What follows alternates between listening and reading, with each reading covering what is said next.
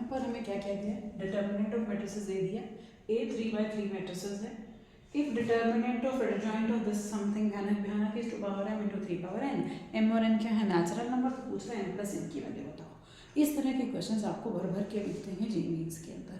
यहाँ पर आपको बेसिकली दो properties, determinant of adjoint A is determinant of A का स्क्वायर, ये प्रॉपर्टी, और दूसरा power n-1, determinant of adjoint of A is determinant of A की power n-1 where n is the order of the given matrices, and दूसरा determinant of K into A is K power n into determinant of A, n again क्या है, order of matrices।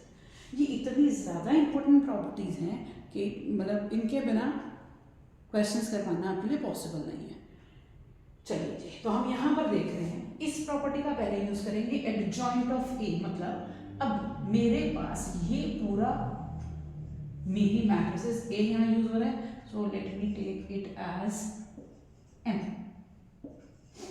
So that we don't get confused. M matrices की जगह क्या है, ये पूरी कहानी है।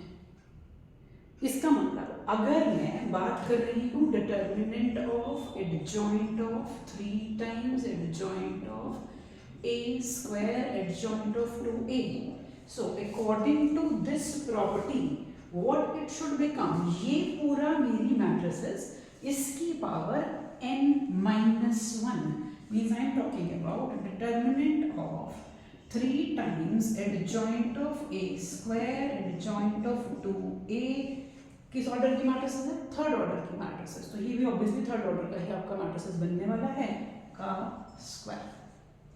ठीक है जी, तो पहली प्रॉपर्टी क्या हमने यूज करी है, डिटर्मिनेंट ऑफ एडजॉइंट m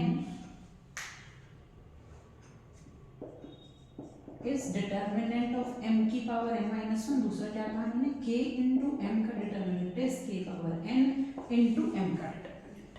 अब यहाँ देखो ये सेकंड प्रॉपर्टी की बात आ गई, दिस होल मैट्रिसेस एडजॉइंट में किसी मैट्रिसेस का लिखते हो तो मैट्रिसेस ही, ये पूरा किससे मल्टीप्लाई हो रहा है, 3 से मल्टीप्लाई हो रहा है, तो मेरे पास इस प्रॉपर्टी का यूज होना है, k की जगह क्या आ गया है 3, n की जगह क्या है 3, क्योंकि जो मेरे पास मैट्रिसेस है वो किस ऑर्डर की है, ये वाली मैट्रिसेस थर्ड ऑर्डर की है। तो ध्यान से देखना क्या कर रहे हैं, this is 3 power 3 into determinant of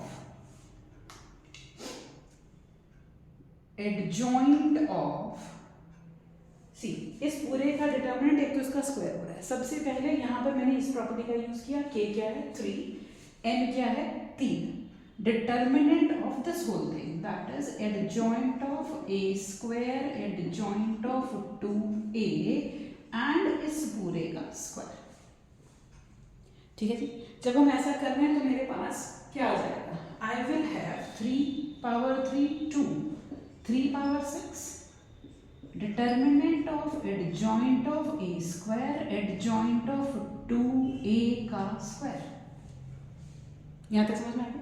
अब कौन सी प्रॉपर्टी, अब वापस इस प्रॉपर्टी पे जाना, एडजॉइंट ऑफ ये सारा, इसका मतलब इसको तो ऐसे लिखेंगे, अब डिटर्मिनेंट ऑफ एडजॉइंट ऑफ ये सारा फिर से मेरी A स्क्वायर एडजॉइंट 2A का स्क्वायर का होल स्क्वायर।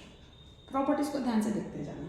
तो क्या बनाया हमने, 3 power 6 A square adjoint of 2A square का स्क्वायर। समझ गए। तो अल्टीमेटली क्या मिलने वाला है मुझे यहाँ से, इनको प्रॉपर्टीज को तो लिखे रहने देते हैं क्योंकि बार बार इस्तेमाल करने हैं। देखो जी 3 power 6 ये स्क्वायर और ये स्क्वायर इकट्ठा कर लें, A square adjoint of 2A power 4। अब यहाँ कौन सी प्रॉपर्टी लगेगी, से मैं कहूँ x और y दो मैट्रिसेस हैं, इनके डिटर्मिनेंट का प्रोडक्ट इंडिविजुअल के डिटर्मिनेंट्स का product. So 3 power 6 determinant of A square की power 4 determinant of adjoint 2A की पावर 4। A पावर m का determinant is determinant of A power m, so मैंने इसको क्या लिख दिया, डिटर्मिनेंट ऑफ A स्क्वायर और 4 मतलब 8 आ गया, एडजॉइंट ऑफ 2A की power 4। Is it okay till this point? 3 power 6 determinant of a power 8 and then adjoint to a की पावर 4। इसमें फिर से कौन सी प्रॉपर्टी, फिर से ये वाली property 3 power 6 determinant of a की पावर 8। नाउ adjoint m, अब m की जगह क्या है 2a का स्क्वायर, और ये ऊपर जो 4 पावर पड़ी है इसको नहीं भूलना है। So this is 3 power 6 determinant of a power 8।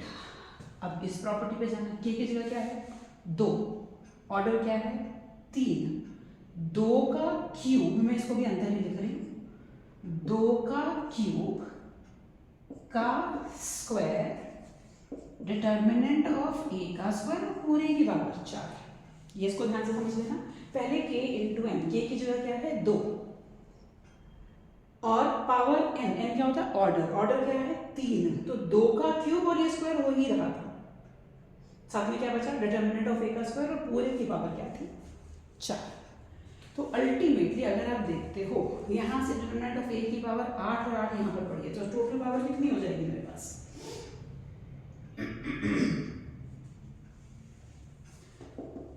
3 power 6 determinant of a power 8, यहाँ से 6 4 जा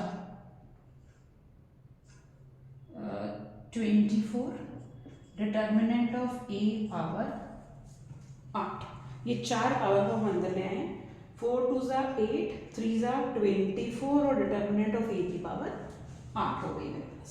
तो मेरे पास अल्टीमेटली क्या बन गया यहाँ पर, मेरे पास आ रहा है 3 raised to power 6, 2 raised to power 24 और डिटर्मिनेंट ऑफ 8 की पावर 16। ठीक है जी, और डिटर्मिनेंट ऑफ a की पावर, डिटर्मिनेंट ऑफ a कितना दिया मुझे 6, सो 3 power 6 2 power 24 6 की पावर 16।